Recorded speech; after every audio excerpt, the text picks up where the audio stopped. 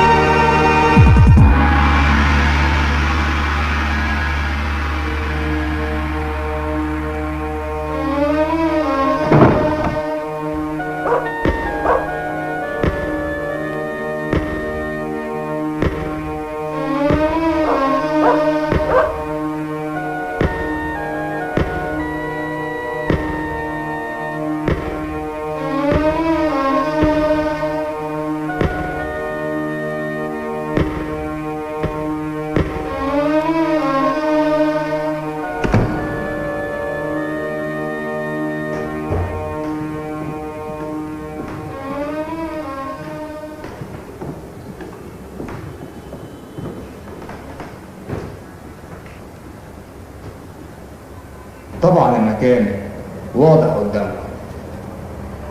المنطقة احنا دارسينها كويس قوي. تمام. الخريطة سهلة وكله تمام قوي يا ريس. وبعدين يا ريس اللي عجبني في الموضوع ان الشياطين الزرق مش هيكشفوا الخطة دي.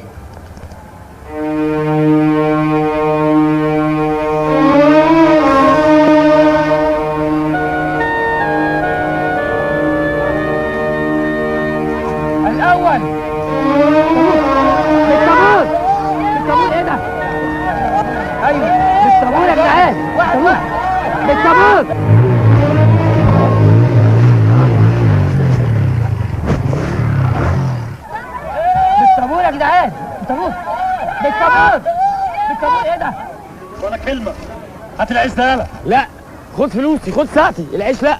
ساعة ايه؟ ما احنا معانا ساعات، احنا مش حرامية يا كابتن. امال انتوا ايه؟ بس يا اضواء المسرح. احنا ولاد ناس بس جعانين. بقول لك ايه، انا بايت هنا من امبارح عشان اخد العيش ده، وبصراحة يا قاتل يا مقتول. يبقى مقتول يا امك.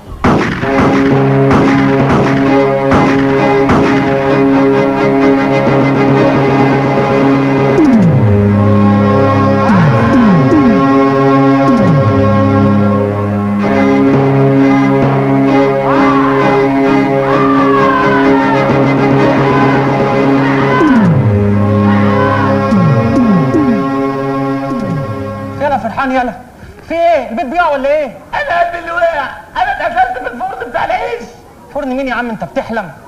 يا رايق قوم يا رايق، خلي يومك يعدي يا رايق.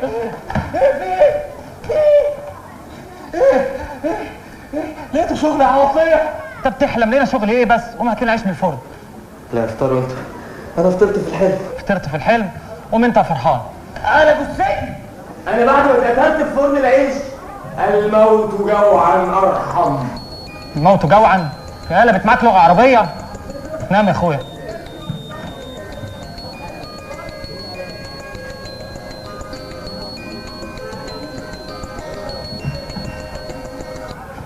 ايوه يا حبيبتي، عندي ليك حته خبر بقى. لسه حالا مخلص اخر مشهد في السيناريو. ألف مبروك يا حبيبي. علشان خاطر المفاجأة الحلوة دي بقى أنا هسمعك آخر حاجة كتبتها لك. علشان تعرف بقى مش أنت لوحدك اللي بتألف. أنا كمان بعرف. اسمع. لسه بينا كلام، مش عتاب وملام. يا جماله. ده البعد حرام، الله يصبرني عليه. قرب يا حبيبي خدني، قرب وتعالى الحضن، نهرب انا وانت العالم، عايشين في بس اتنين.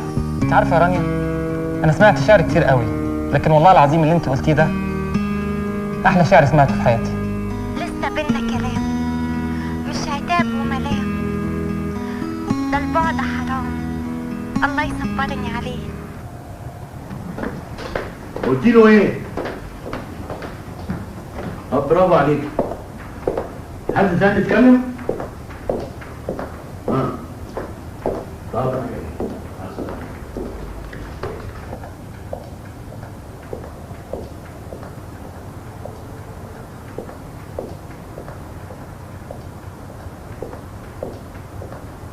لسه بينا كلام، أشواق وغرام، حب وأحلام، إمتى هنتكلم فيه؟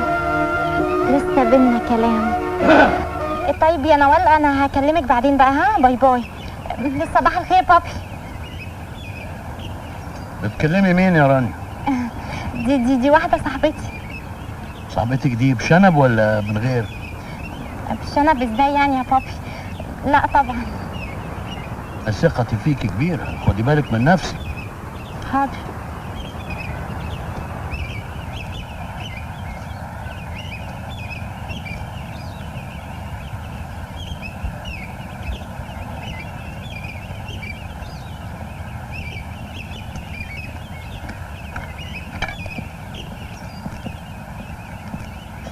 صباح الخير يا حبيبتي. هاي يا رشدي. هنتغدى سوا النهارده؟ لا انا اسفه يا رشدي، مش هينفع النهارده. انت عارف ان عندي تمرين في الجيم كمان ساعه. قلت لك بلاش حكايه التمارين دي، هتضيع كرامتك. مال الكرامه ومال الجيم يا رشدي؟ اقري كتاب ميزات المرأة وانت تعرفي. باي. باي يا رحمة.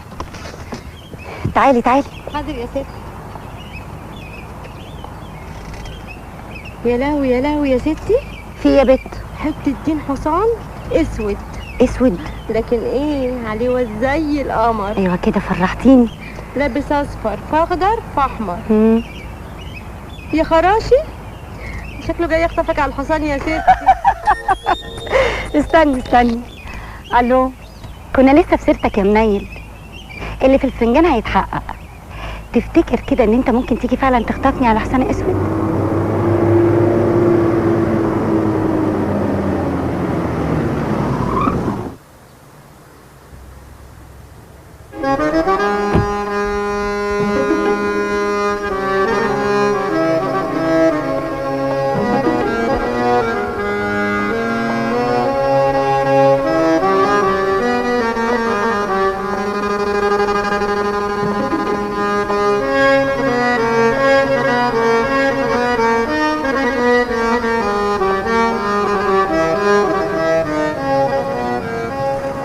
انا عندي ميعاد مع رشدي بيه. اتفضلي حضرتك، اتفضلي.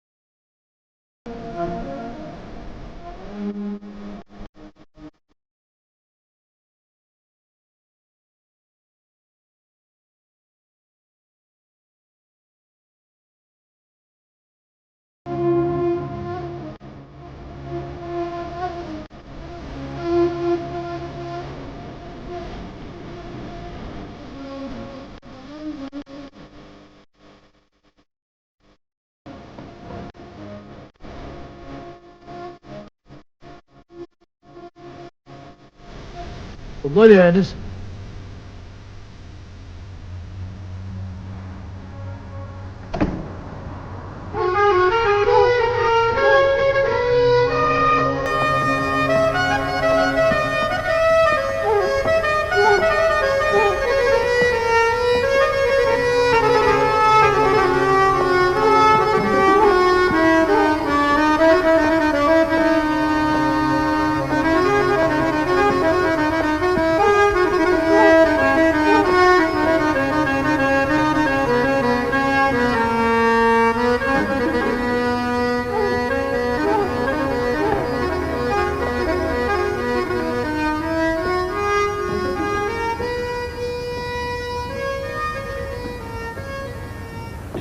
قلت لي اسمك ايه؟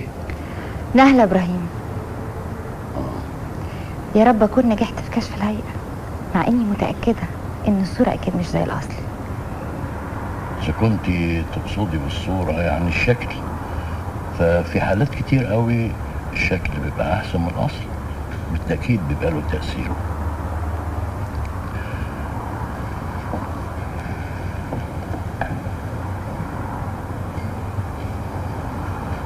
تقدري تقعدي. ميرسي. انت درستي ايه؟ انا خريجة اقتصاد وعلوم سياسية، بالاضافة لدراسة متميزة جدا في الكمبيوتر. انت اشتغلتي قبل كده؟ طبعا، في اكبر شركة كمبيوتر في المانيا. طب ايه السبب في انهم استغنوا عنك يعني؟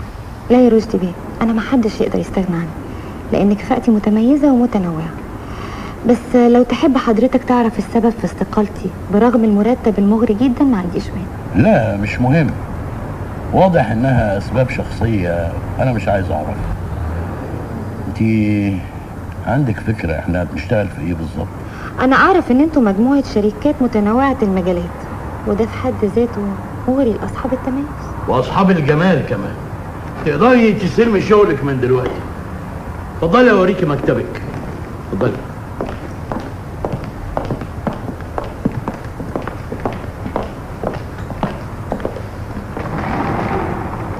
ده مكتبك، مبروك. ميرسي قوي يا رشدي بيه على رقتك وكرمك. اتفضلي.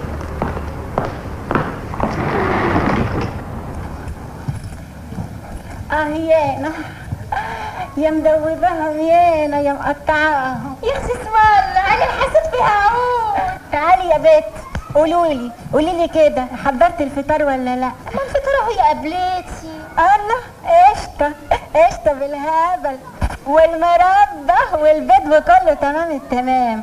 طب يلا يا حلوه اطلعي السرايق فوق، قولي له ست الحسن والجمال بتصبح على عيونك. قشطه ولا مؤاخذه انا عايزه كلمه. الله، في يا بنت مالك بتنقطي فرح بلدي ولا ايه؟ وخش عليا كده وقولي لي على طول في ايه؟ ما هو مش منظر بقى يا قبلتي ان انا كل شويه اطلع له الفطار واطلع له العشاء واقول له ستي بتصبح ستي بتمسي ويقول لي بالسلامه على كده. يعني ايه يا بنت؟ قصدك ايه؟ انا قصدي ولا حاجه يا ستي. انا قصدي اقول ان انت لو طلعتي لي الفطار العمليه هتمشي. وانا اللي هعلمك يا قبلتي. والنبي يا بنت يا سعديه شكلك عندك حق.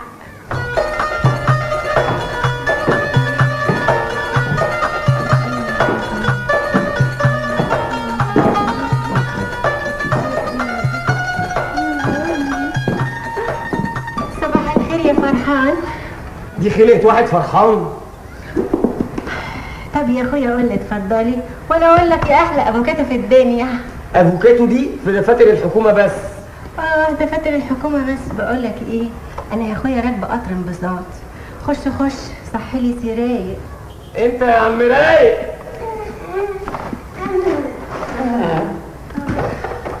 ايه الدوشه دي على الصبح؟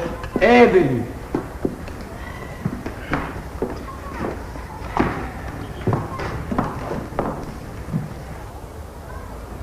صباح الفل على عيونك يا سرايق. مش معقول كده يا فوفا، صينية كل يوم والتاني. وماله يا اخويا فيها ايه؟ عربون محبة زي ما بيقولوا. بالراحة عليا يا فوفا، انا قلبي يقف. ألف هنا وشفا يا اخويا على قلبك اللي مدوخني ومدوبني ده، وبالهنا واللذاذة ومن غير ازازة. ازازة؟ ازازة ايه؟ ازازة التقل والجفا يا ولا. حبيبي انا الف هنا وشفا على قلبك.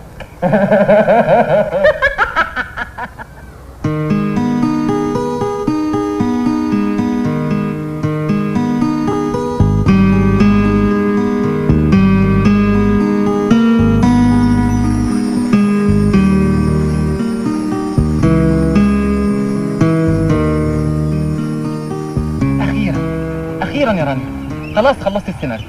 معقولة؟ ألف مبروك يا سعيد. أنا متأكدة إن الفيلم ده لما هيتصور اسمك هيبقى أكبر اسم سيناريست. بس عادي، أنت عارفة يا رانيا أصعب خطوة لأي فنان الخطوة الأولانية. وناوي تعمل إيه بقى بعد ما خلصت كتابة السيناريو؟ هاخد السيناريو وأروح لشركة إنتاج كبيرة وأوريه لهم ويا رب يعجبهم وينتجوه. سعيد أنا مش قصدي على اللي هتعمله في الفيلم، أنا بتكلم عن موضوعك مع بابي. موضوع إيه؟ هو أنت مش ناوي تتقدم وتطلبني منه؟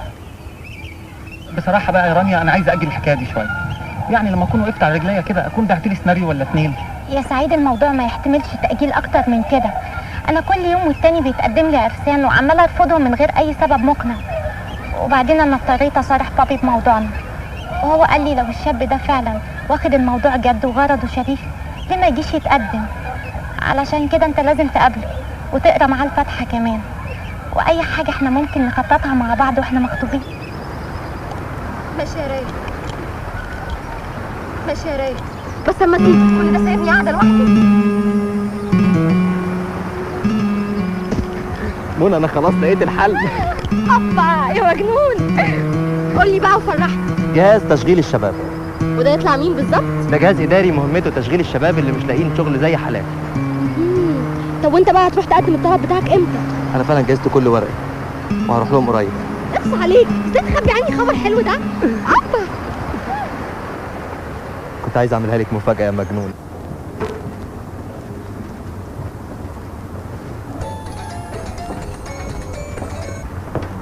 ايوه يا صبري، انا لسه واصل من قبرص حالا. حاضر هكلمه.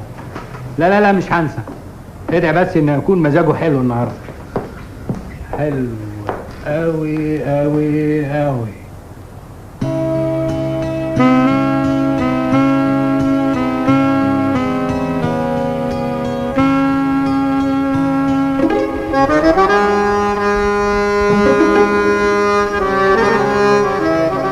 امور يا هاني. ده انت اللي تؤمر يا عماد بيه.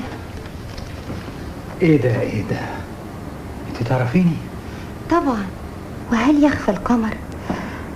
طب ده انت تليفون حضرتك التليفون الوحيد اللي بوصله الرشدي بيه فورا. هو انت؟ نهلة ابراهيم، سكرتيرة رشدي بيه الجديدة. طب من فضلك بلغ رشدي بيه ان انا عايز اقابله. سوري يا عماد بيه، ما اقدرش. ده بقاله ساعتين منور اللمبة الحمراء ومنع اي اتصال بسيادته. ساعتين؟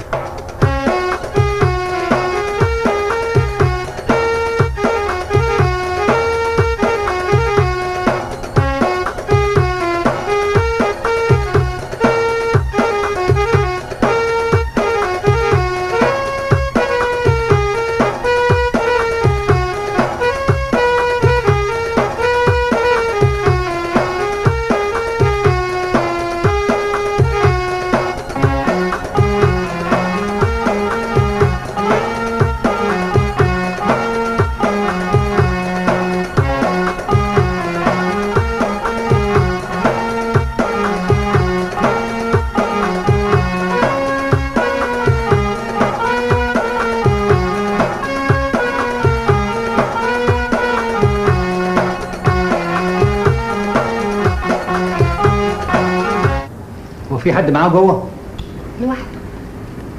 لوحده؟ لا يكون جرى له حاجه. طب والعمل؟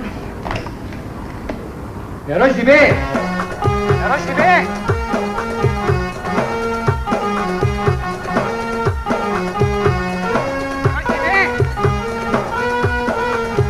يا رشدي بيه، ايه في ايه؟ مش في لمبه حمراء منوره عندكم؟ اتفضلوا تعالوا.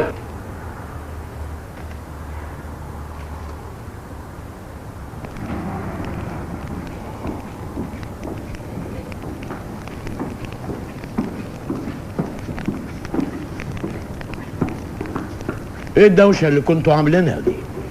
سوري يا رشدي بيه، انا والاستاذ عماد قلقنا عليك قوي. طب اتفضلي انت على مكتبك. اوكي. اقعد.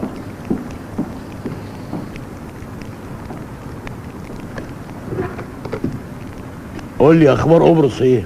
التفاصيل كلها هتكون عندك في الملف ده. كويس اوي.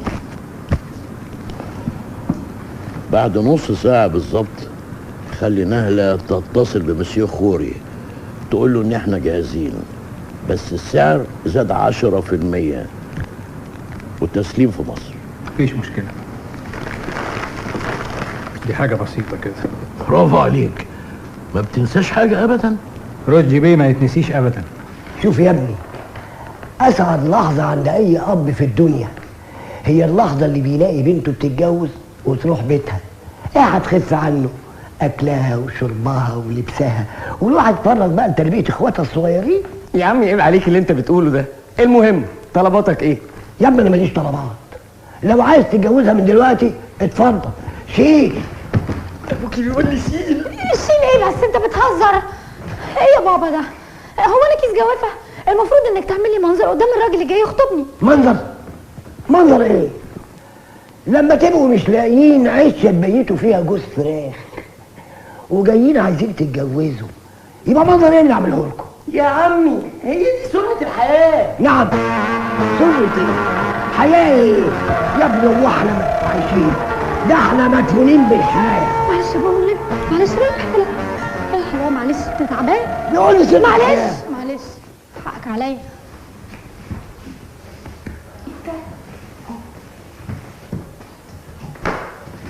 المهم يا عم، ما قلتليش برضو ايه رأيك في الموضوع؟ عايز اقول لك ايه؟ ما قلت لك موافق. عايز تتجوزها من دلوقتي اتفضل خدها. لغراتي يا ام فوزي، لغراتي يا ام مجدي الغضبانه، البنت اتخطبت. بنتك اللي قاعده على ترابيزه 8 قاعد بيستظرف وفاكر نفسه دمه خفيف وقال ايه؟ عازمك على الغدا. الراجل ابو شعر اللي هناك ده؟ ايوه. طب سيبيهولي بقى وانا هفخفخه. اتفضل يا فندم. ايه ده؟ ده زبادي بالعسل اللي حضرتك طلبته يا عسل. ايوه بس انا ما طلبتوش منك، انا طلبته من المدمزيل اللي كانت هنا. هو حضرتك عايز الزبادي ولا عايز المزمزيل؟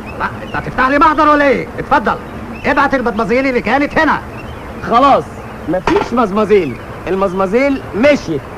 لا المدمزيل ما مشيتش، هي قالت لي هتمشي الساعة 5. ولد بقول لك ايه يا ولد، روح انده المدمزيل وانا هبسطك. هتبسطني ازاي يا شقي؟ ايدك يا ولد، عارفك ولد بدي. خد 5 جنيه تاخدها وتروح تجيب المدمزيل وتيجي فورا. عايزني ابيع لك خطيبتي ب5 جنيه؟ ايه يا ولد، مستقل بيها ولا ايه؟ لا انا مستقل بيك انت قليل الادب جدا. ايه يا ولد ده؟ انا كده هاخد ضرب علشان لبست القميص ونسيت تلبس البنطلون. قليل الادب جدا. بس يا ولد انت المدير. ايوه انا. طلعه بره. الله بره. باي باي نتن. بره. قليل الادب بره، ما اشوفش وشكوا هنا خالص انتوا الاثنين. ما تتحمقش قوي كده اطقلك قرن.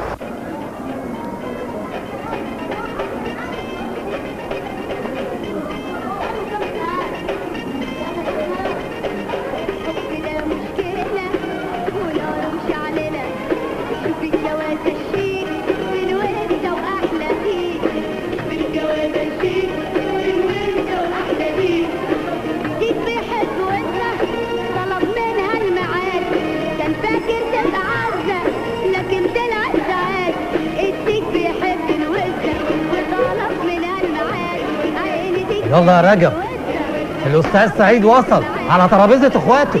ايوه عارفهم، ترابيزه الفرسان الثلاثه. الحمد لله على السلامه يا عم رجب. الله يسلمك. لا ما شاء الله ما بتكبرش ابدا. اقعد يا عم رجب اقعد. بقول لكم ايه بقى يا اساتذه، انا هعملها لكم فن النهارده. نويت استغنى عن يوميتي واشتغل معاكم زبون. والله منورنا يا عم رجب. الله يخليك. هو الواد اخوك ماله؟ قاعد في البيت كده مش راضي ينزل ليه النهارده؟ طرد من الشغلانه الجديده يا سعيد. يا سيدي فيها ايه يعني لما يطرد؟ ابونا ادم بنفسه مطرد من الجنه واحنا مطرودين من الدنيا. حلوه دي حلوه دي، صح؟ جرى يا استاذ رجب، ما اجيب لكم فيه يقرا ربع قران على الترابيزه الغم دي.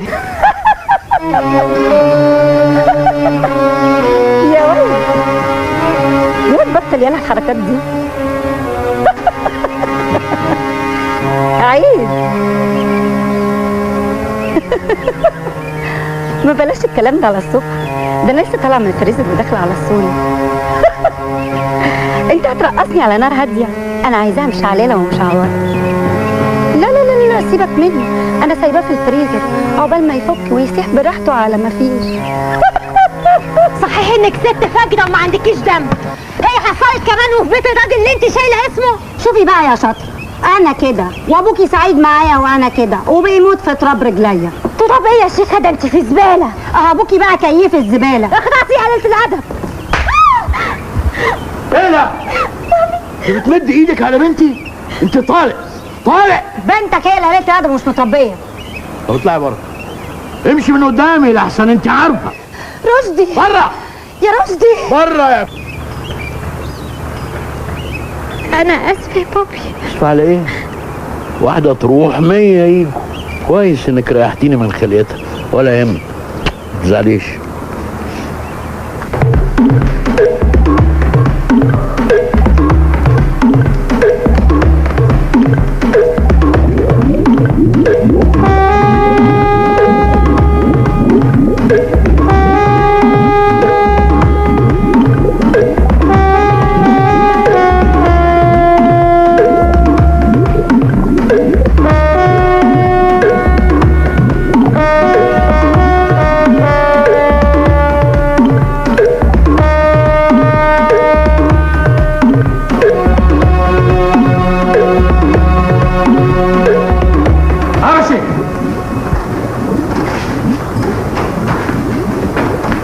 امرك يا سعاده البيت. ازيك يا حبشي وازاي احوالك؟ مبسوط؟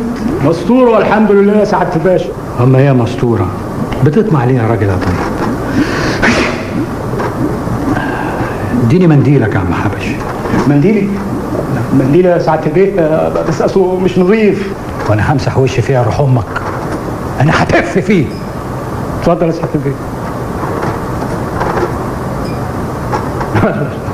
هروين يا راجل يا طيب. انا هسامحك يا عم حبشي، بس قول لي والنبي بتبيع كام منديل في اليوم وبتكسب كام؟ علمني. انا لا ببيع ولا بشتري يا سعاده البيت، وشرفك انت بشمه بس. معلش ارحمني يا سعاده البيت، ابوس رجلك. ارحمني ابوس رجلك، ارحمني. ما تخافش يا عم حبشي، انت برضو الراجل بتاعي. حمزه عمرك ايه؟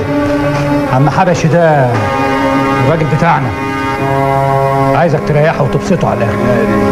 ارحمني يا احمد، سامحني يا احمد، ارحمني. اتفوق على دي شغلانه، محدش بقى عنده ضمير.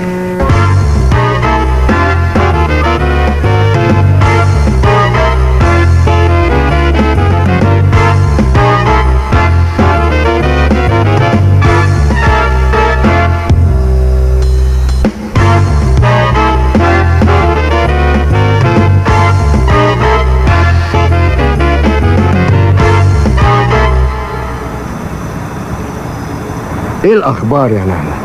انا بعتلكوا ايميل بكل المعلومات اللي قدرت اوصل لها. مش كفايه يا نهله، احنا زارعينك هناك عشان تعرفي كل حاجه عنه. ها؟ بيتكلم مع مين؟ بيتعرف بمين؟ حساباته ايه في البنوك؟ في حد كبير بيسنده ولا لا؟ كل حاجه يا نهله، كل حاجه. هو دايما بيستعمل الموبايل وما بيديليش فرصه اسمع اي حاجه. احنا رمينا له خوري في السكه، عملية صغيرة كده ب10 مليون، لو نجح فيها هنعمل معاه صفقة العمر له ولينا احنا كمان.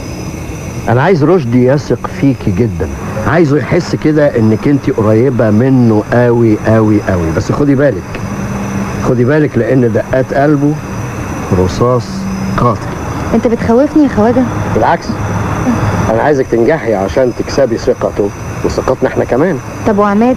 عماد ده مجرد عازف لألحان رشدي، طموحاته اكبر من امكانياته بكتير. بس ده عايز يحب. خلينا في المهم. احنا الضربة الاولى ممكن تفتح لنا باب نعرف منه كل حاجة. الباب ده مش محتاج مفتاح؟ انا هديلك مفتاح ذهب يا نهلة.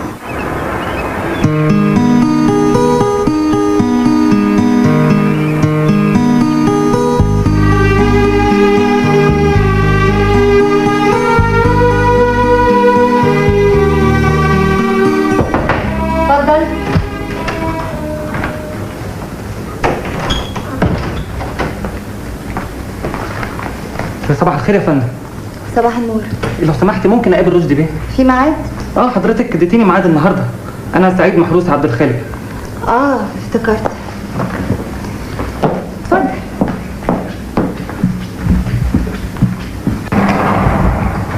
اتفضل.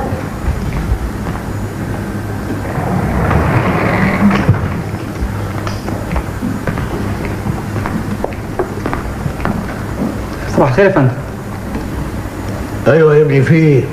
انا كنت جاي اعرض لحضرتك يا فندم سيناريو فيلم من تأليفي. مسميه ايه؟ فخفخينه. ايه فخفخينه دي؟ لو تحب حضرتك احكي لك القصه. فضيلك انا سيبه هنا، لما افضى هبقى اقراه، لو عجبني هخليهم يتصلوا بيك. سيب عنوانك في السكرتاريه، مع السلامه.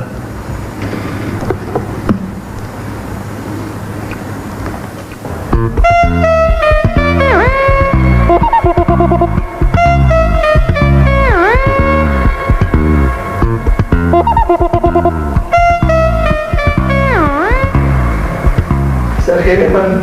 مساء الخير استاذ رايق، بشرفي انت محظوظ. يسعدني يا استاذ رايق ابلغك ان الجهاز بتاعنا نقلك وظيفه في هيئه النقل العام.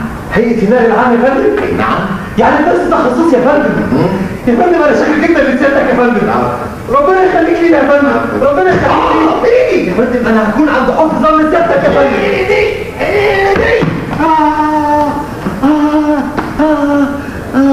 انت خريج هندسه مش كده؟ فعلا يا فندم، هندسه وميكانيكا. ايوه بس احنا لقينا لك وظيفه عندنا بعيده عن الشحم والمازوت والموتورات عشان تفضل رايق كده على طول ونضيف. ربنا يخليك لينا يا فندم. فين يا فندم؟ في هيئه التحصيل والتوريد. التحصيل والتوريد مش فاهم سيادتك. يعني هتحصل الفلوس من الركاب وتوردها الخزنه اخر الورديه.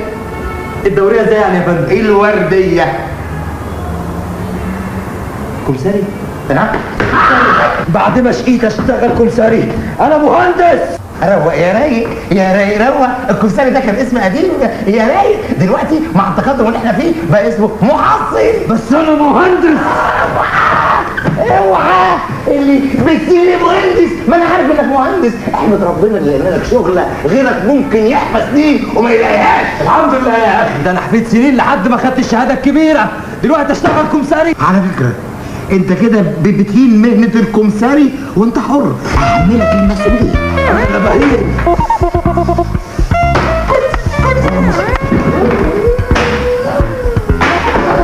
انا مهندس اشتغل كمساري. انتوا وين يا مسلاح؟ انا هحطك الحلوطي.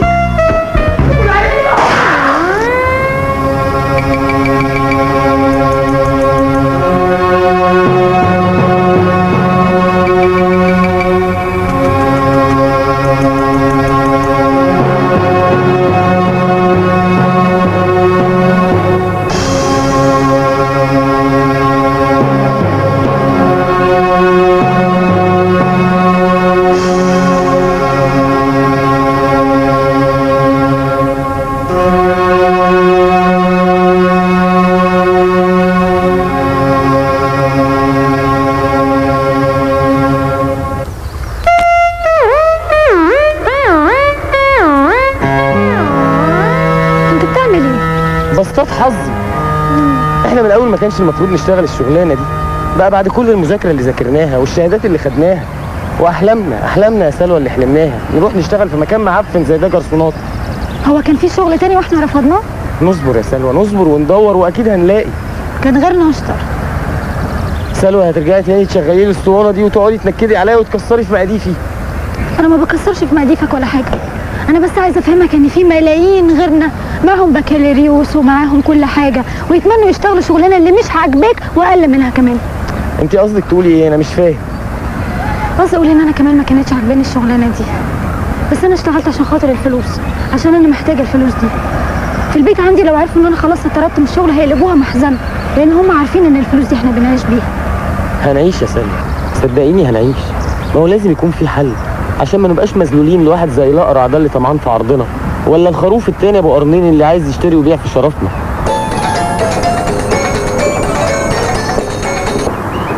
الو.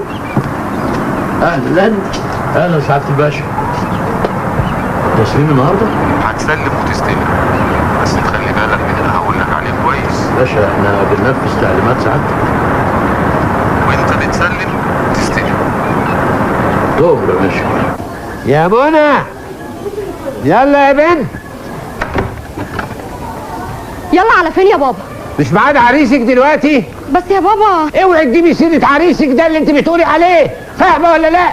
ده ولد صايع ما ينفعش للجواز. عريس في اليد احسن من 10 على الشجره.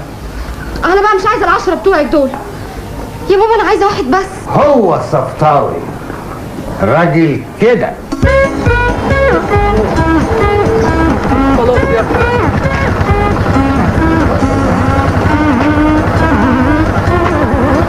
مع السلامه.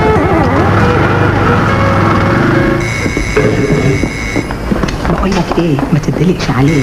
انا مش ناقص الحته، اتفضلي اتفضلي. ايوه اهلا اهلا اهلا اهلا بسعاده الباشا.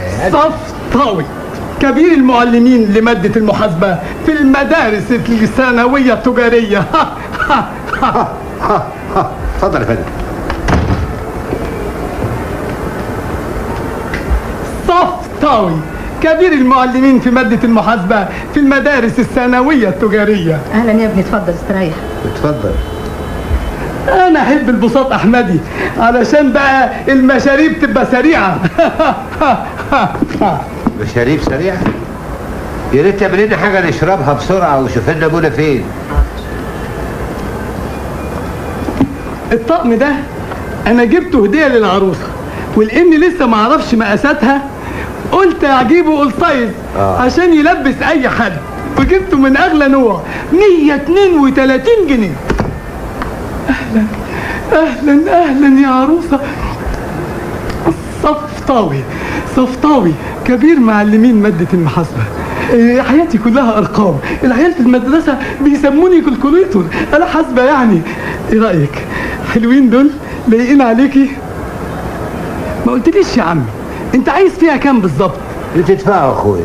لا انا ما احبش كده، انت برضو لازم تبقى مرضي. ما بين البايع والشاري يفتح الله. انت جاي تشتري جاموسه؟ اتفضل اطلع بره وبحسبها كويس يا كبير المعلمين. ايه ده بره. انتوا ليه بتعملوا كده؟ معلش ما يخسرش، هو برضه اون تايم بره يعني. بره وهضحكك معاك. تدعي في قميصك كده يا بابا، في الاخر بيرشوا. مش قلتلك نقطة؟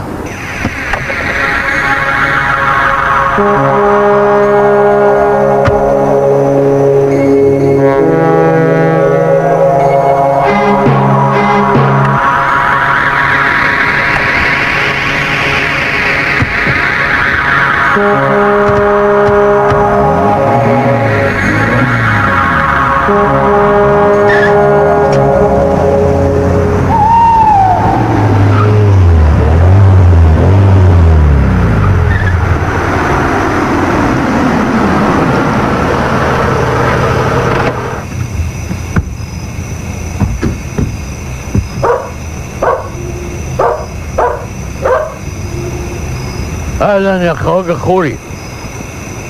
تمام رشدي بك، تكرم عيونك يا زلمه. نحن بنتمنى على الصفقات اللي جايه تكون اكبر من هيك بكتير ان شاء الله. عماد خد الشنطه.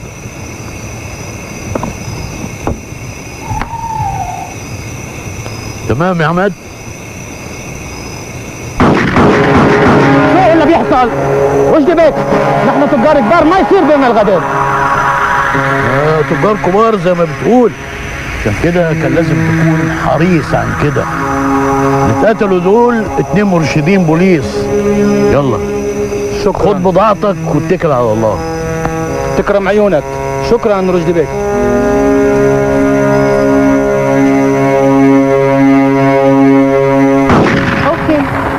اوكي I'll call you later. باي. رشدي بيه. ايوه، في حاجه يا انسه؟ ليا امنيه يا ريت تحققها لي. ايه المرتب مش عاجبك؟ لا، عيد ميلادي بكره. عايزه اجازه.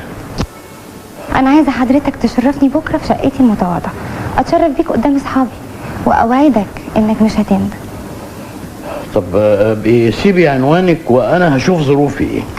بليز يا رشدي بيه. ايه خلاص.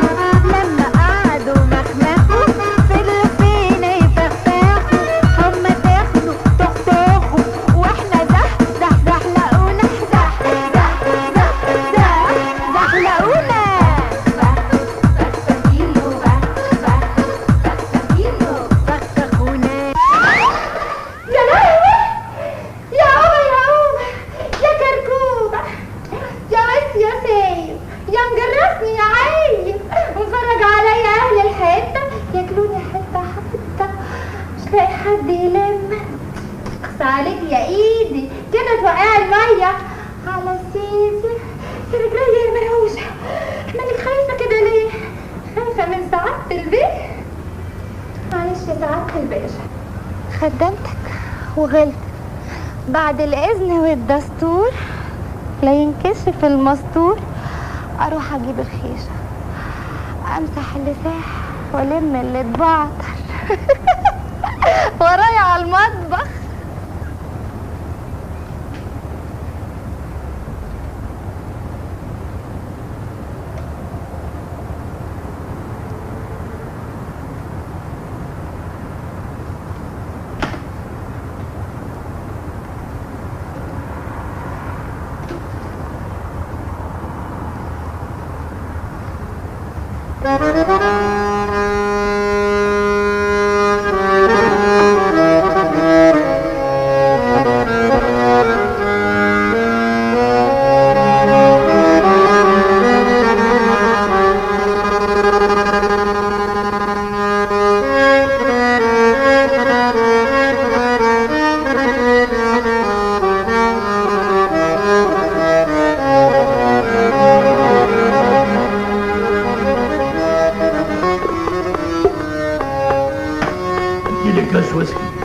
يا لهوي، ويسكي؟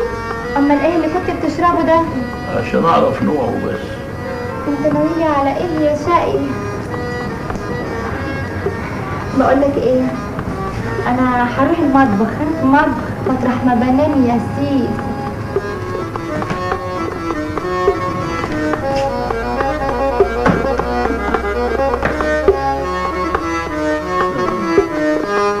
واللي ده يطلع منك نموذج السيد. يا رشدي يلا بقى قبل ما تفقد لي رشدي.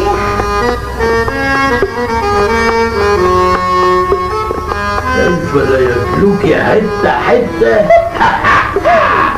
انا بقى اللي اكلك حته ولا اكل حته واسيب حته وحته لا اكل كله.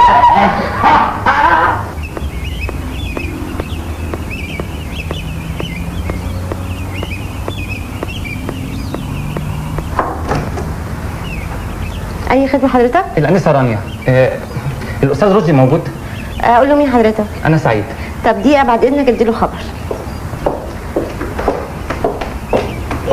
مين على الباب؟ واحد اسمه سعيد عايز البيت. طب روحي. ازيك يا سعيد؟ عامل ايه؟ تعالى. ايه مالك قلقان كده ليه؟ مش عارفه مالي يعني. قلقان ومتلخبط ومش عارف اتصرف ازاي. لا ما تقلقش، بابي طيب قوي ما بيرفضليش طلب.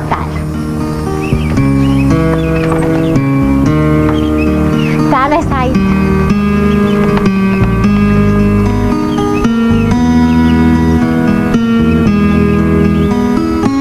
رانيا تعالي هنا.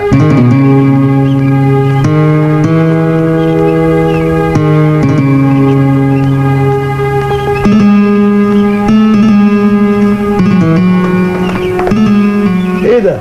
ده سعيد يا بابي اللي قلت لك عليه. انا شفتك فين قبل كده؟ انا اللي جيت لحضرتك الشركه وقدمت لك سيناريو في فخينه. رانيا قالت لي انك جاي تقابلني عشان تطلب ايدها مني. ده شرف كبير ليا يا فندم بعد موافقه سعادتك. شوف يا سعيد، انا ماليش في الدنيا دي غير بنتي رانيا، وصعب عليا قوي اعيش من غيرها. عشان كده انا عاوز بعد ما تتجوزوا يعني تبقى تيجي تعيش معانا هنا. الفيلا زي ما انت شايف واسعة ومليانة شغالين، مش هتفرق لو زادوا واحد. انت بتشتغل ايه غير حكاية السيناريو؟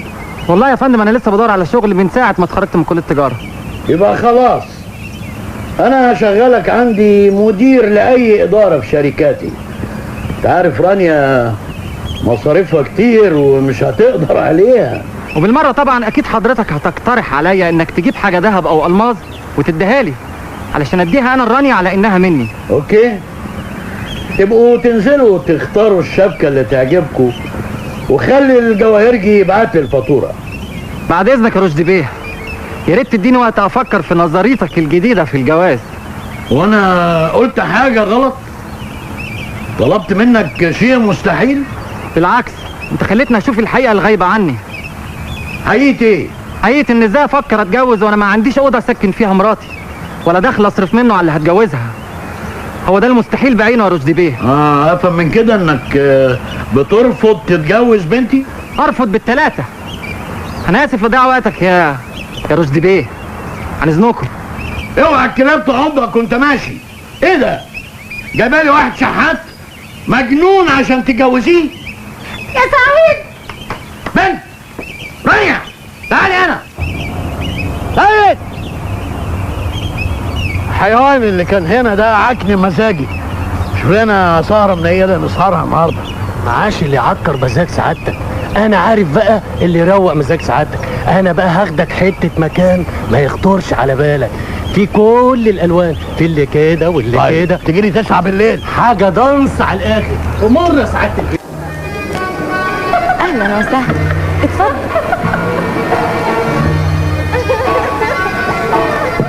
اتفضل هنا.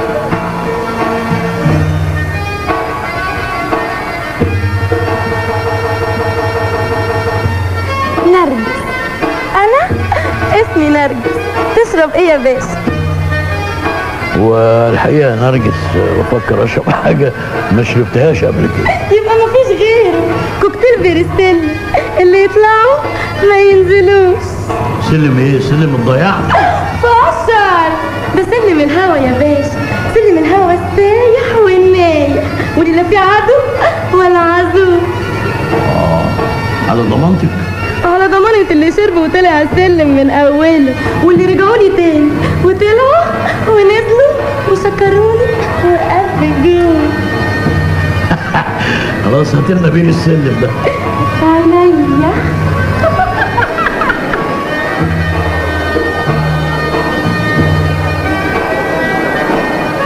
اتفضل يا باشا.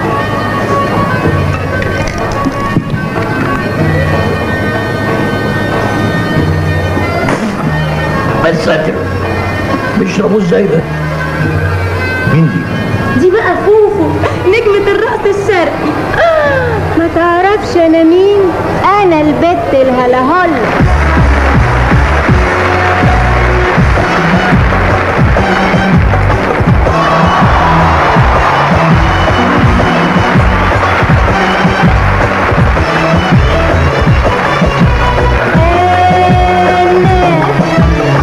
انا البت الهلاهلو، انا الروشه بتاع كله. انا البت الهلاهلو، انا الروشه بتاع كله. واللي يغمز لي ولا يغمز لي، اللي يغمز لي ولا يغمز لي يبقى يا ويلو يا زلو. البت الهلاهلو.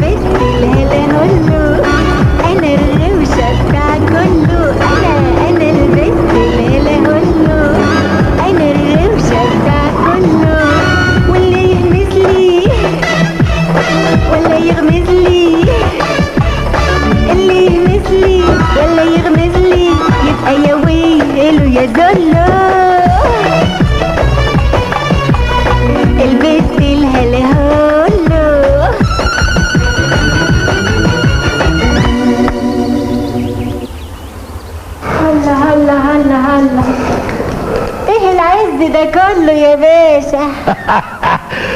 وشرفك انت اول امرأة تخش الفيلا دي.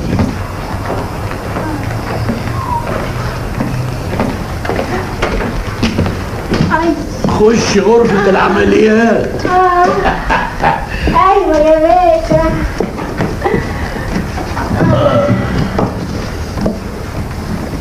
وطي هاتي دول.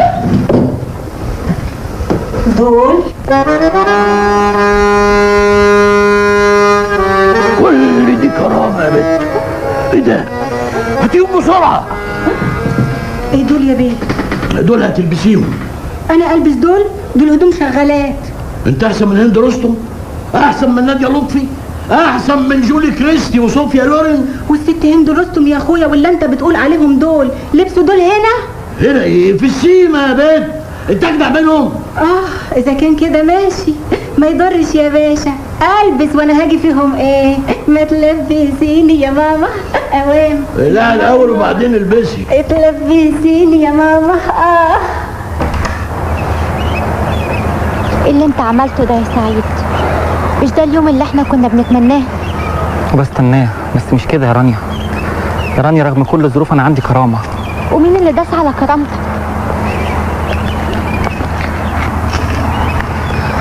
يا رانيا مش انا اللي انتهز فرصه. ما ينفعش ابقى شرابة خرج عند ابوكي لمجرد ان انا جوز بنته. ما ينفعش. انا لازم اكون جدير بيك يا رانيا، فاهمه؟ ايه يا نالا؟ رشدي بيه ماله؟ لا بيرد على تليفونات ولا جه المكتب ولا موجود في البيت. هو في ايه؟ ما تقلقش يا فندم، وعموما اول ما هيوصل هديك خبر. ارجوكي.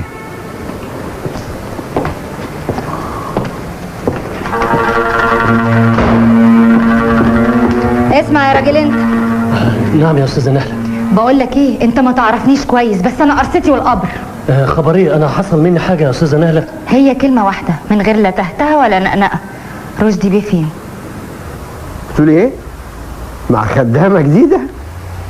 بس المره دي ذوق واطي قوي. لا خلاص احنا ملناش دعوه بنظام الخدامين ده، احنا لينا شغلنا وبس. اوكي؟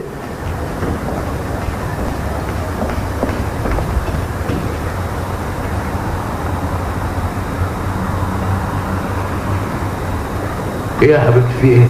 بابي بصراحة كده بقى أنا عايزة أكافح. ايه؟ تكافحي؟ كافحي ايه؟ يعني أشتغل وأشقى وأتعب وأعمل بيتي كمان من عرق جبيني. وبصراحة يا بابي عشان أساعد سعيد ونعمل بيت صغير كده وأتجوز بقى. حبيبتي أنا حلت لكم كل المشاكل دي. ايوه يا بابي بس انا محتاجه اشتغل واشقى واعمل بيتي من عرق جبيني، وبعدين بقى سعيد معاه حق في الموضوع ده. يخرب بيت سعيد على اليوم اللي شفت فيه سعيد. حاضر يا حبيبتي، من بكره هشغلك هتبقي نائب رئيس مجلس اداره مجموعه شركاتي وهديلك 1000 جنيه في الشهر. مبسوطه؟ يا بابي انت بتاخدني على قد عقلي. انا محتاجه اكافح كفوحه واتشقلب، قصدي يعني اشقى واتعب. انا عايزه اشتغل شغلانه كده بجد اشقى فيها واتعب واكافح. اعملك ايه يعني؟ ابعتك تكنسي الشوارع ولا تشتغلي في الفاعل عشان تحس انك بتكافحي انت والصايع بتاعك ده؟ امشي نعال ابوك يا ابو سعيد، امشي. اهلا اهلا اهلا يا معلم حربي، الحمد لله على السلامه. يا سلام، وعرفت ازاي ان انا حربي؟ خلاص يا معلم اشم ريحتك من على بعد كيلو. طب يا اخويا خش شوف الزباين اللي جوه قاعد زي خش.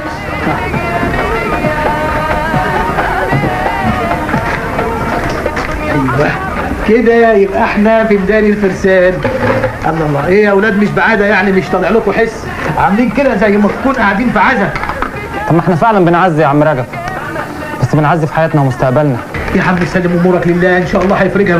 انتوا على فكره ولاد حلال، ليكوا عندي مكنه هتضيع عنكم الهم والغم ده كله. الله الله الله الله الله الله الله الله، يا استاذ رجب اللي انت عامله ها؟ تاخد الزباين توديهم في حته ثانيه؟ طب يا اخي اعزمني يا اخي، اعزمني عشان اجي افرفش معاكم. هو انا هتفوتني حاجه زي دي برضه يا معلم حربي؟ هي القعده تحلو من غيرك؟ امال مين اللي هيدفع الحساب؟ ادي واحد. احنا طوع يا ما يقع الا الشاطر. اتفضل السعيد يا واد يا نادر. ايوه يا معلم، تعالى هلا خد بايدي.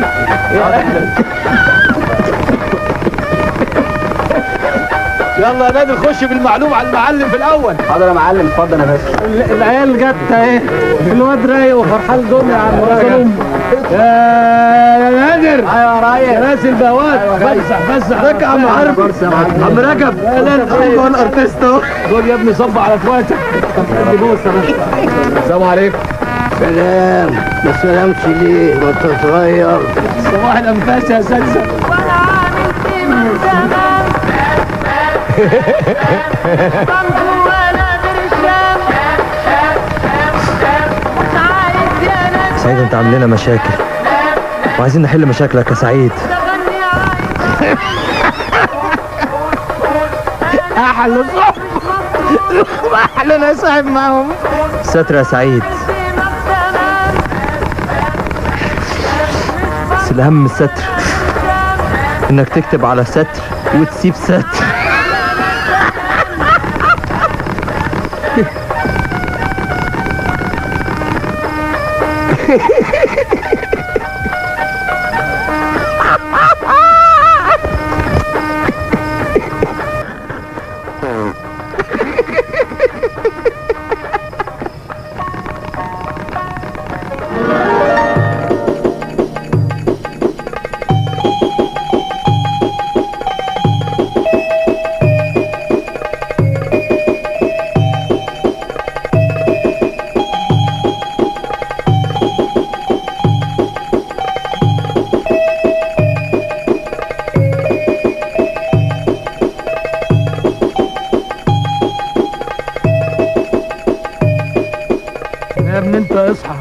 اصحى فوق بقى، احنا خلاص بقينا الصبح. انا مش سامع اي كركره. شكلنا احنا الوحيدين في المخروبه دي. خرب عقلك يا ده العبقريه دي كلها. شركه الكوزماتكس والكريمات بعتلنا الشحنه دي الاسبوع الجاي.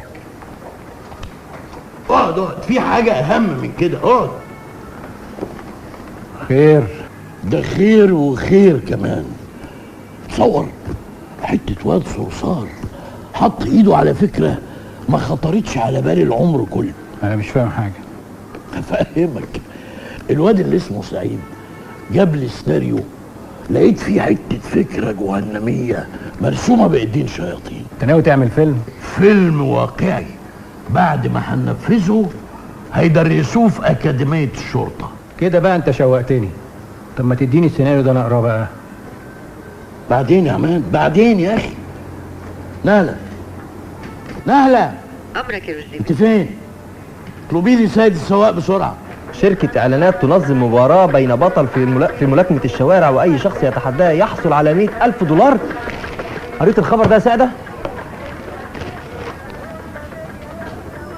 يا ابني انت اهبل يا ابني، ده بطل العالم، هتعمل ايه بس معاه؟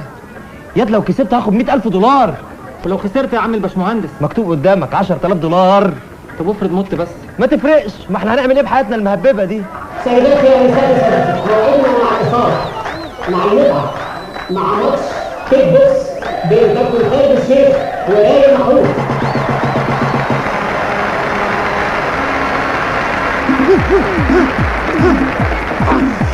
انت باين عليه مجنون، هو بيتنطط كده ليه؟ احنا بنلعب الشلاليت.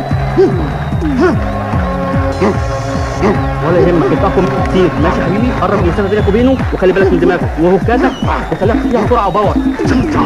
واخد بالك؟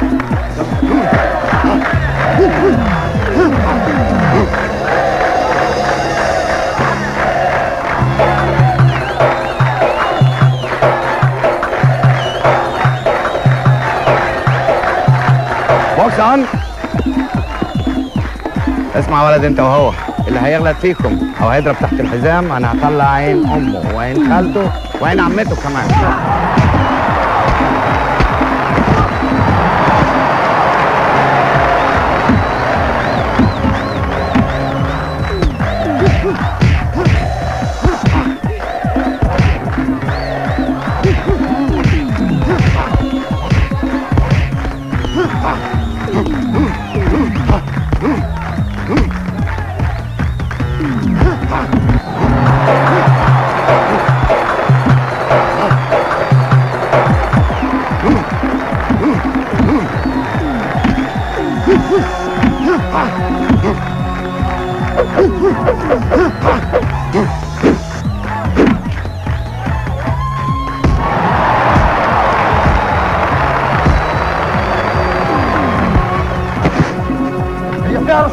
عرفت. طب انا هوريك شريط ازاي.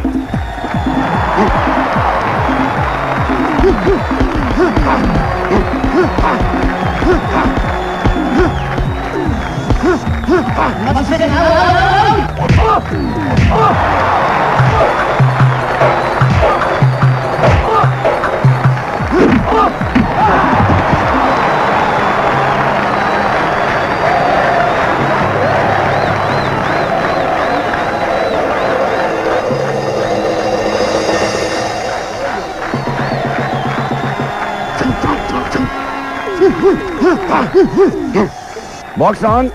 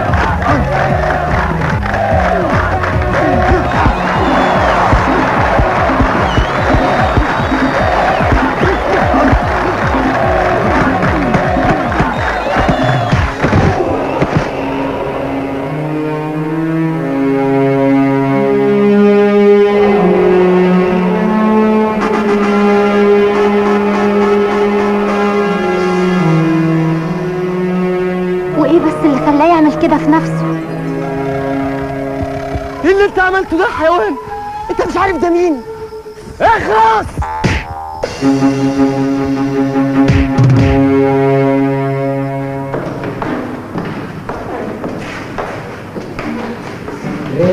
نعم يا اخويا؟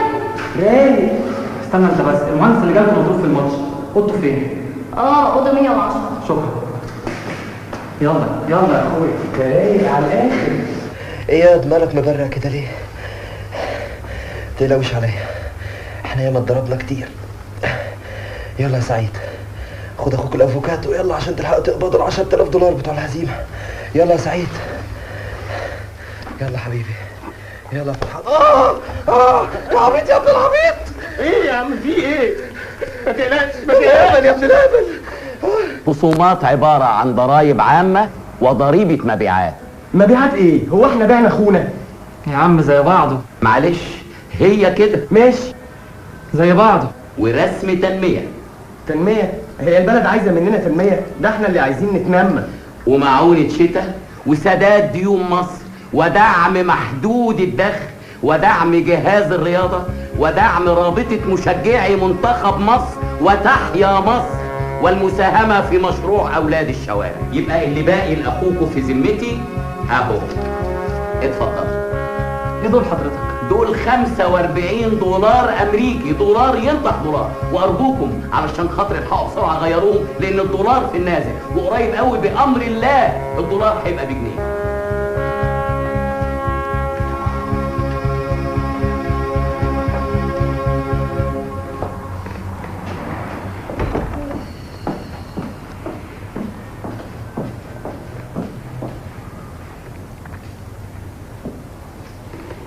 صباح الخير.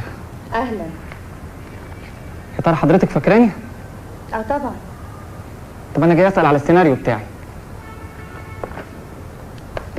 رشدي بيه، الاستاذ سعيد هنا وجاي يسال على السيناريو بتاعه. وليه ويجي بعدين؟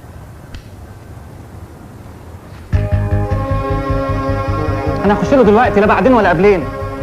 يا استاذ سعيد، انت يا استاذ، انت يا استاذ، يا استاذ مش معقول كده. زي ما اتفقنا. ايوه ماشي اوكي سلام.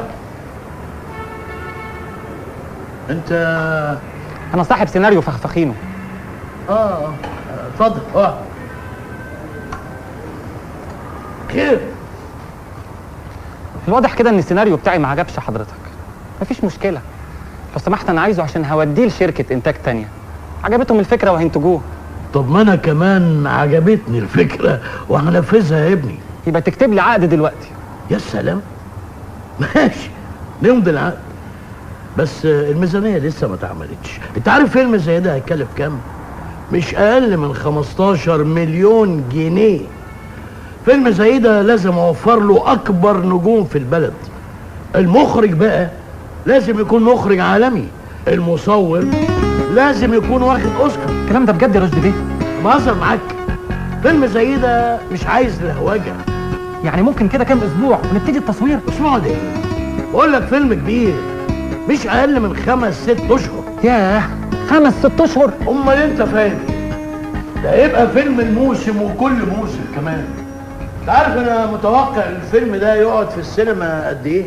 مش اقل من 26 اسبوع. وبكده تبقى اكبر سيناريست في البلد من اول فيلم. مبروك. تعالي انا اللي عايزك. حاضر يا فندم.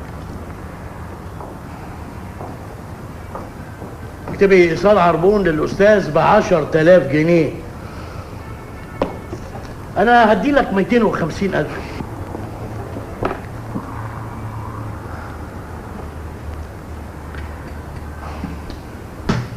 الاستاذ شرب حاجه؟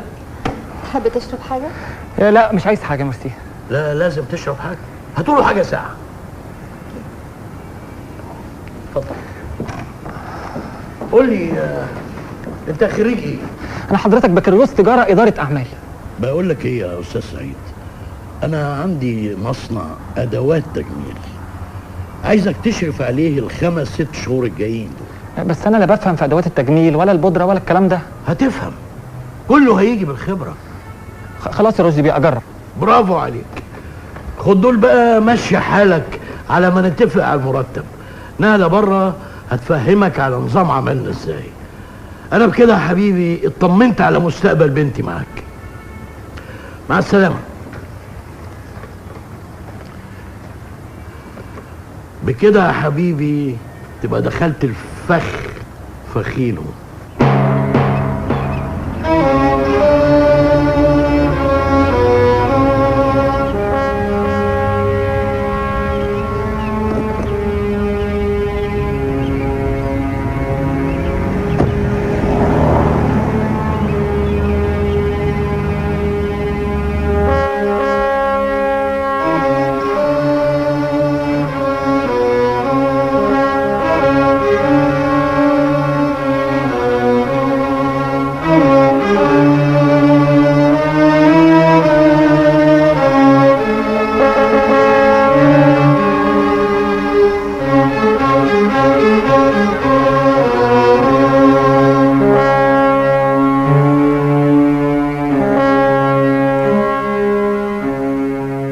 ده بقى ميسيو جورج، الدراع اليمين بتاع ميسيو جاك، احد كبار رجال المافيا في فرنسا.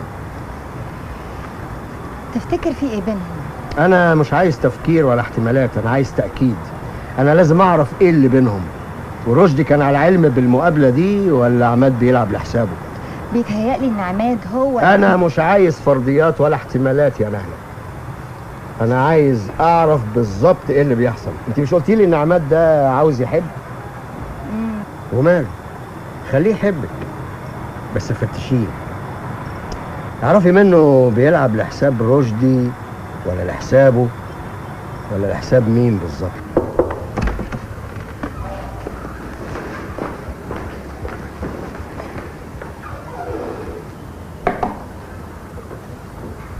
قهوتك يا سعيد بيه. شكرا يا عم فاروق. ايه الاخبار بقى يا عم فاروق؟ بسم الله ما شاء الله، الناس كلها هنا بتشكر في حضرتك كانك بقالك 10 سنين في الشركه. تأمرني بحاجه تانية يا بيه؟ يا ريت تقول لي الشركه دي ايه بالظبط؟ تصنيع ولا تقفيل ولا ايه؟ لا يا بيه، كل حاجه بتتصنع هنا في المعمل تحت يا بيه. تحت فين؟ في البدروم تحت الارض يا بيه. تعرف دول؟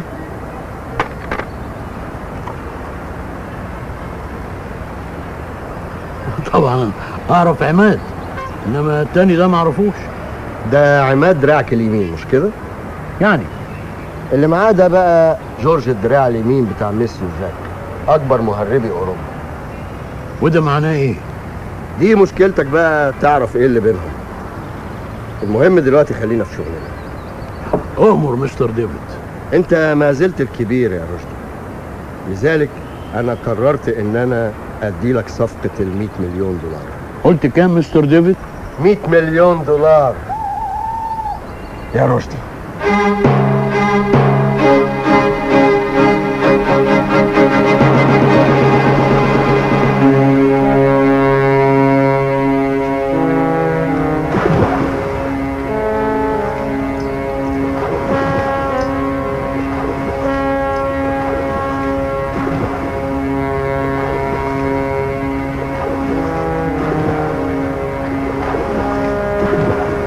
مفيش اجمل من المايه يا رشدي بيه. لا، في اللي اجمل منها بكتير. فين؟ بص وراك وانت هتشوف.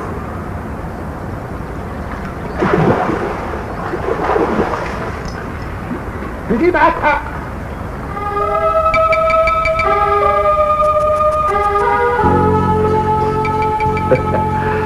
انا عارف ان معايا حق. هاي يا بيبي، قاعد لوحدك ليه؟ مين قال ان لوحدي؟ وانا اوفى الناس معايا.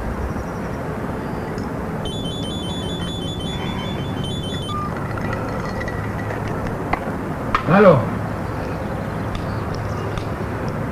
ماشي خلاص يا ابني خلاص.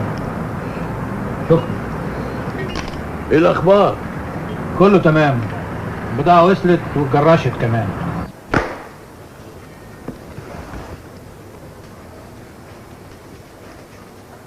$1,000,000 بتوع ابو طاقية. طب وبقية التجار اخبار فلوسهم ايه؟ $100 مليون دخلوا القفص خلاص. اعتقد كده اللعبة خلصت. لا، اللعبة لسه ما خلصتش.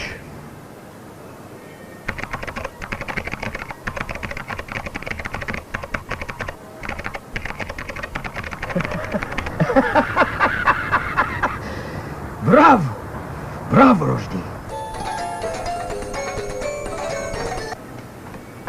الو، اهلا يا سعادة الباشا، اهلا وسهلا. البضاعة هتكون في المينا بعد 3 ساعات. رجالتي هناك من امبارح يا باشا، ربنا يخليك لينا، احنا عايشين بنفسك.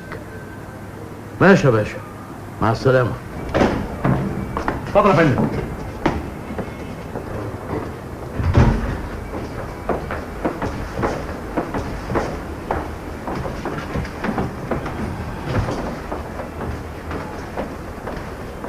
اتفضل يا فندم، دي اخر التحريات يا فندم.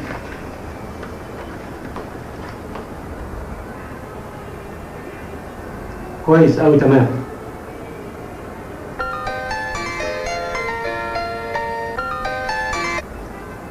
ايوه يا عاشور، اخبارك ايه؟ احنا في انتظار اوامر سعادتك يا فندم. ماشي يا فندم، حاضر يا فندم.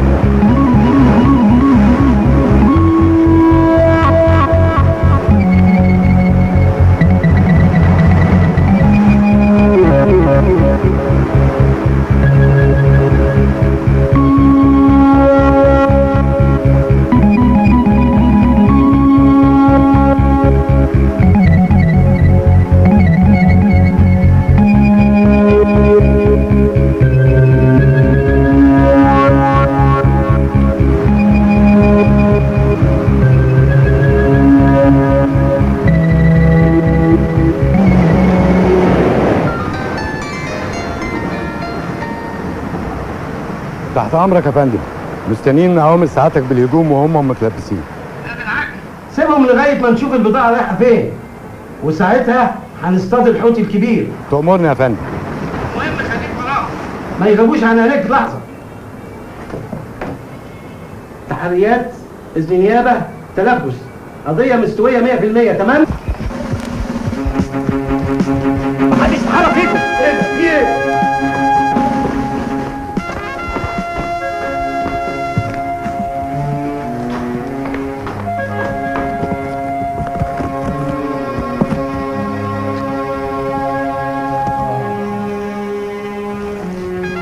البضاعة دي مش بتاعتك؟ مقدرش اقول لا. انت مقبوض عليك متلبس. متلبس؟ اتفضل معايا. رشدي بقى استاذنك انا بقى اجيلك في وقت تاني، شكلك مشغول. ايه رايح فين؟ مشغول ايه؟ امسكوها كمان، خدوه معاكم. يا مين؟ ايوه يا فندم. خدهم على الحجز. حاضر يا فندم. حجز ايه يا فندم؟ انا برضه قاعد في الحجز. ايه تحبوا نحجز لكم في الشيراتون ولا ايه؟ يا ريت يا باشا. ما الفور سيزون احسن. خدهم على الحجز. اتفضل. يلا. هو عصبي.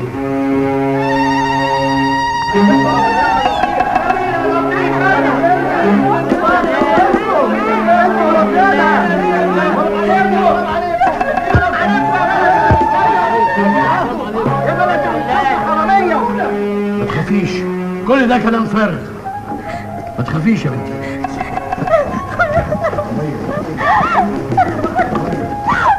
يا اخوانا الراجل ده طول عمره محل الثقه. يا اخوانا اهدوا شويه، احمدوا ربنا ان اسامينا ما جاتش في القضيه، لا كان جالنا اعدام ولا جالنا حبس ولا جالنا اي حاجه.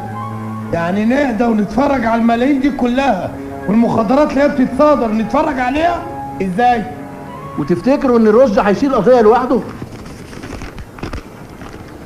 بعد الاطلاع على تقرير المعمل الجنائي اتضح ان الماده المضبوطه ليست سوى بودره لتصنيع ادوات التجميل وليست مخدرات. يا بيه انا قلت لسيادتك قبل كده ان دول ناس شرفاء ودي شكوى كيديه. وبالتالي قررنا نحن احمد شميس وكيل نيابه قصر النيل الافراج عن المتهمين رشدي البنهاوي وعماد الاصيل بضمان محل الاقامه.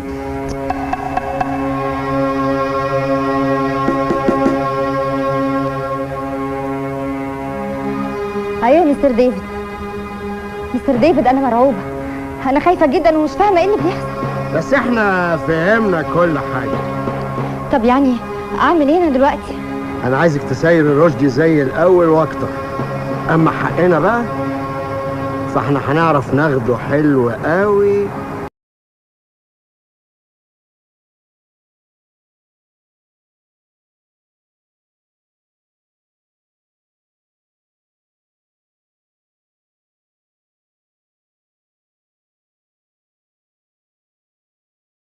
سي عماد هتوفر لي الكميه المطلوبه ازاي؟ شوف مس جورج، كيلو الهيروين الخام بيعمل 5 كيلو مخلوط، انا اقدر اخليهم 6، والكيلو الزياده ده يبقى بتاعك. بس لو رشدي عرف هتبقى مشكله ليك وليه.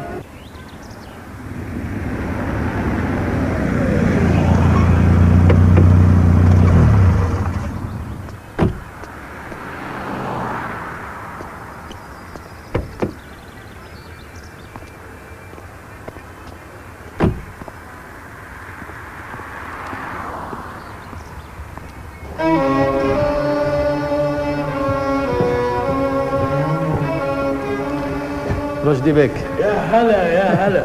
هلا بالصديق العزيز. والله كلمة صديق بتمناها، بس يا ريت تكون من قلبك الكبير. اتفضل. تكرم عيونك.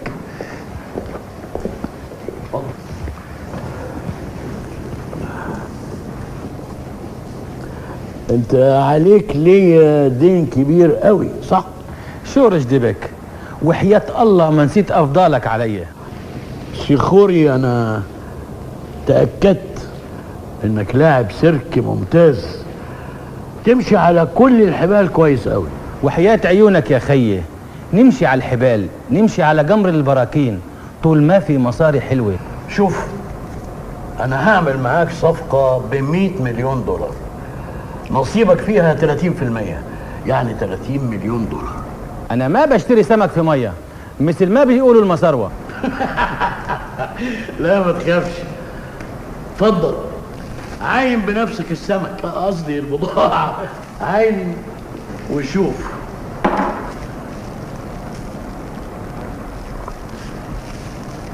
تمام رشدي بك، بأمرك أمرني.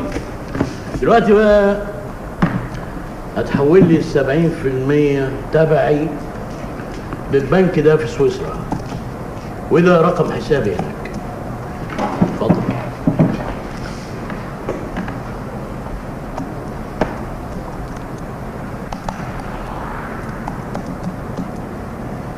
تمام رشدي بك.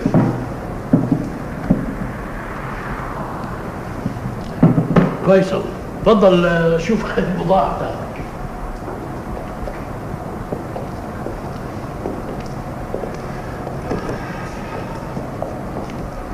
كله تمام، بس في حاجة مهمة كتير رشدي بك ما تستهين بيها. هي ايه؟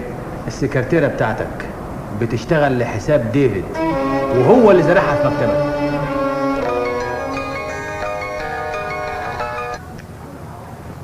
ها رشدي بيه، تؤمر سعادتك. احرق المخزن والمعمل زي ما اتفقنا.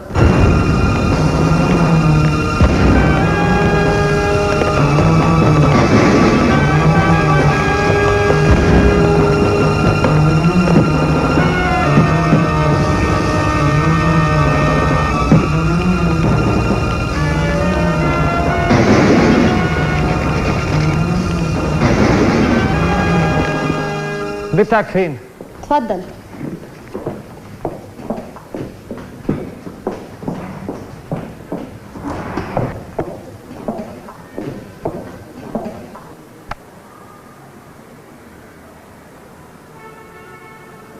يا اهلا اهلا اهلا اهلا بالاستاذ العبقري. اتفضل اتفضل ارتاح.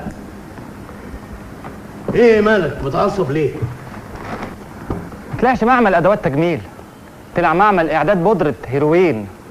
طب ما انا عارف، ودي كانت مسؤوليتي، دلوقتي بقت مسؤوليتنا. مسؤوليتنا؟ انا مال انا؟ مش انت شغلتك المشرف على المعمل؟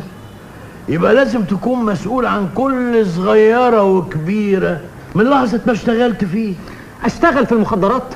ما انت سابق واشتغلت فيها، واكبر دليل على كده السيناريو اللي انت كاتبه. السيناريو ده كان مجرد كلام على ورق مش اكتر. بس السيناريو فيه جريمة فكرت فيها. هو عمل السيناريو ده جريمة؟ السيناريو بتاعك فيه سبق الإصرار والترصد والتنفيذ، يبقى جريمة طبعا. اللي انا كاتبه ده فن.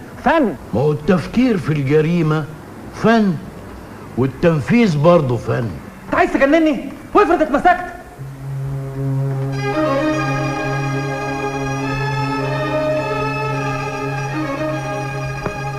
ما تخافش، اللي بيتمسكوا دول هم الأغبياء، لكن انت انسان ذكي في منتهى الذكاء. امال انا معجب بيك ليه؟ بس لازم يا جميل عشان تتمرمغ في الذهب لازم تتمرمغ في الوحل الاول. قلت ايه؟ تتمرمغ؟ يبقى تتمرمغ. مرمغين. طلعش معمل ادوات تجميل، طلع معمل اعداد بودره هيروين. طب ما انا عارف، ودي كانت مسؤوليتي، دلوقتي بقت مسؤوليتنا. مسؤوليتنا؟ انا مش سامع في الكلام ده اي حاجه تقلق. ايوه بس يوديه المعمل. جوز بنته في المستقبل وعايز يضمه ليه. انا رايي بقى انك تخليكي معاه وتجمعي كل المعلومات عنه، ها، عشان ما نخسرهوش وشغلنا يبقى كله نظيف. دول عشان تساعد اخواتك وتدبر حالك وتحضر نفسك للسفر. بس كده انت نفذت السيناريو اللي انا كاتبه بالحرف الواحد. وحقك اهو. انا شريك اساسي بالفكره. انا عايز نص العمليه يا رشدي بيه. بس كده؟ ده انت جوز بنت يا راجل.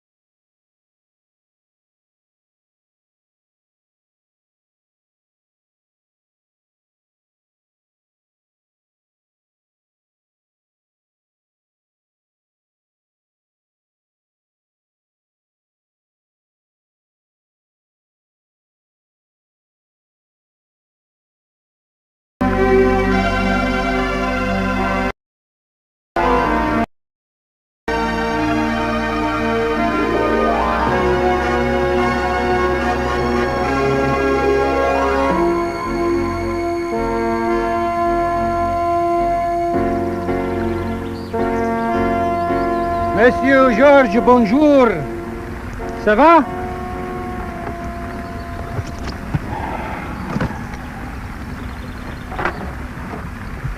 ده علم سلام ولا استسلام؟ ده طلب حماية يا مسيو جورج. مش فاهم. مسيو جورج، من غير لف ولا دوران، دول 100 مليون دولار تمن البضاعة اللي دفعوها التجار وما استلموهاش، ومش هيستلموها. ازاي؟ باختصار رشدي عمل فخ مدروس ضحك بيه على البوليس والتجار والمافيا.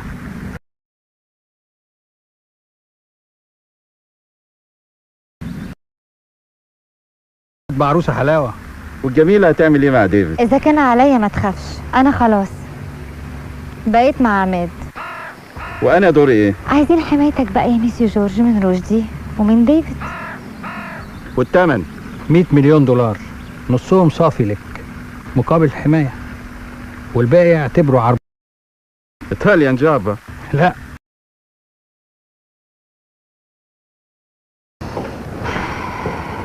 صباح الخير يا نهى. صباح الخير. رشدي بيه وصل؟ لسه، ودي حاجة غريبة جدا لأنه مكلمني امبارح وقايل لي تعالي بدري ساعة عشان في موضوع مهم. اتصلت بيه على الموبايل؟ للأسف قافل الموبايل بتاعه. غايب حجته معاه. غايب وصل يا عماد. الحمد لله على السلامة يا ريس. تعالى لي انت ونام.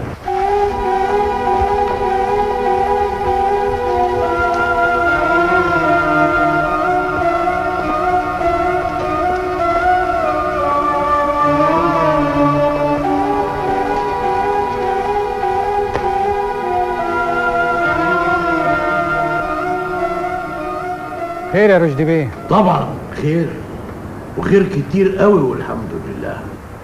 والله؟ طب ما تفرح. يحصل، انما في حفلة هيتحكي عنها، هتكون في ليلة من ليالي الأنس في فيينا على رأي أسمهان. في فيينا مرة واحدة؟ طبعا، انما البداية بقى هتكون هنا في مصر، في حفلة أنا شخصيا سميتها الانتصار الكبير، اللي كل واحد فيكم هياخد فيها حقه مني وابقى خلصت ذمتي.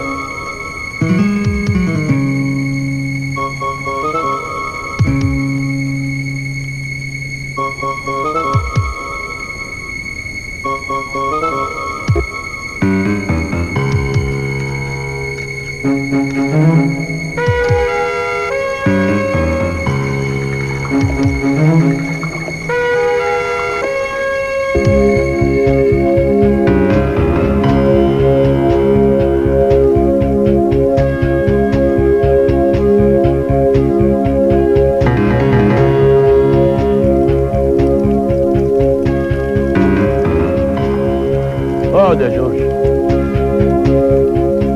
رشدي بيه، رشدي بيه، انا كنت مجرد ساعي بريد مش اكتر من كده. انا ما اذيتكش في اي حاجه، انا ولا حاجه يا رشدي بيه، ولا حاجه. هي دي فيينا يا رشدي بيه. انا اسفه، انا ولا حاجه ولا حاجه. انا مش فاهم اللي بتقوله ايه. اقعدوا اقعدوا.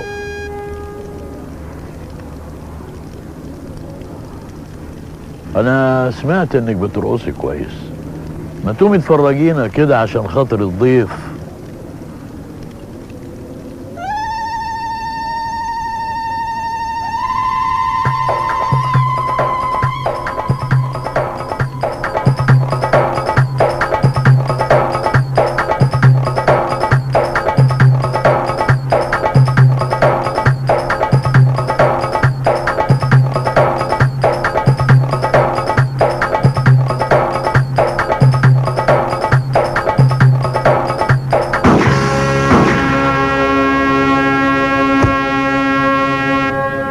بعرفش ارقص.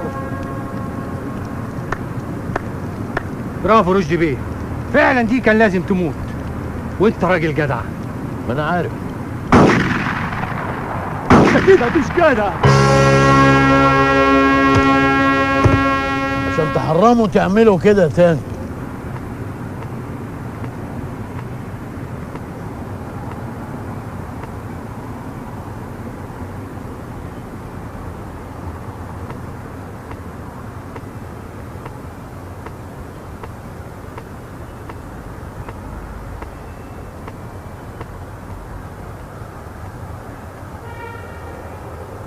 برضو مش عايزين تقولي لندن نعيش كلنا هناك؟ معلش يا بابي، انا بعدين هقنع سعيد ونحصلك على هناك. واخواتي يا رانيا هعمل فيهم ايه؟ ما انا قلت بعدين يا سعيد تكون حليت كل مشاكلك. طب اتكل انا بقى عشان ميعاد الطياره. خلي بالك من نفسك يا بنتي. خد بالك منها يا سعيد. انا يا عم. شوفوا وشكم بخير يا ولاد.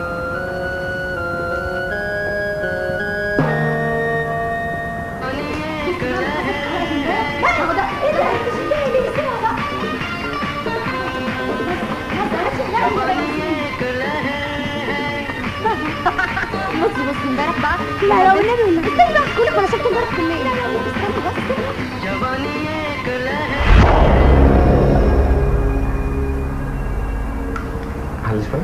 خبر عاجل. تم اغتيال رجل الاعمال المشهور رشدي البنهاوي، وذلك بعد وصوله الى سويسرا بايام قليله. الجريمه غامضه، وهناك بعض الملابسات التي تحكي عن جريمه القاء المجني عليه من شرفه شقته مطابقه تماما لحادث اغتيال الفنانه سعاد حسني وبعض الشخصيات السياسيه في مدينه لندن. وتباشر أجهزة التحقيق السويسرية عملها باهتمام شديد للوصول إلى الحقيقة.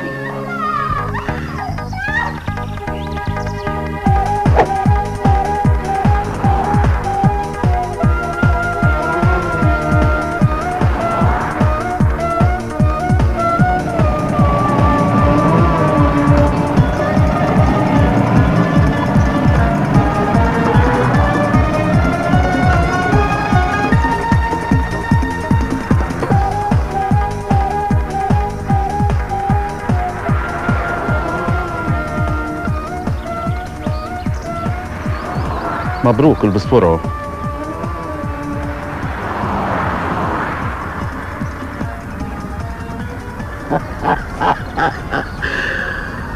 جو اورليوني فاكفاكينو.